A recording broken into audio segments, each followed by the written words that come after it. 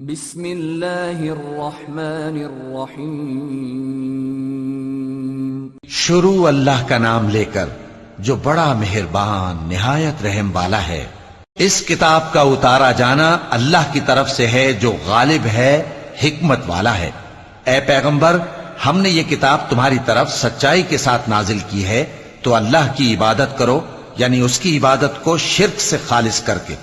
دیکھو، خالص عبادت اللہ ہی کے لیے زیبا ہے، اور جن لوگوں نے اس کے سوا اور دوست بنائے ہیں وہ کہتے ہیں کہ ہم ان کو اس لیے پوجتے ہیں کہ وہ ہم کو اللہ کا مقرب بنا دیں۔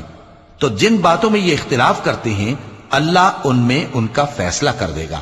بے شک اللہ اس شخص کو جو جھوٹا ناشکرا ہے ہدایت نہیں دیتا۔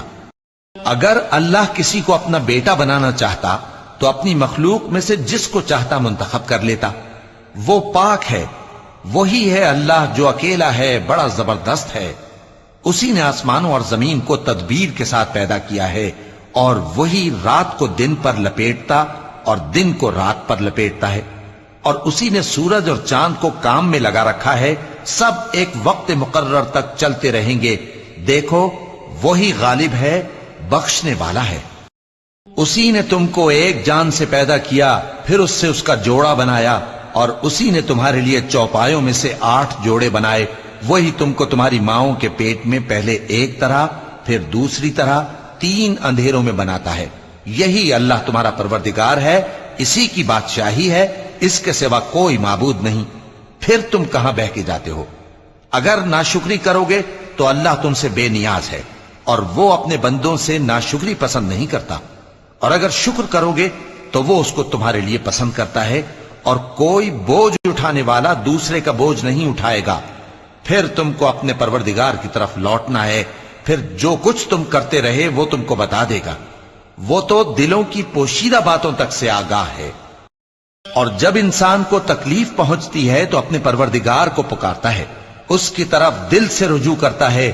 پھر جب وہ اس کو اپنی طرف سے کوئی نعمت دے دیتا ہے تو جس کام کے لیے پہلے اس کو پکارتا تھا اسے بھول جاتا ہے، اور اللہ کا شریک بنانے لگتا ہے تاکہ لوگوں کو اس کے رستے سے گمراہ کرے۔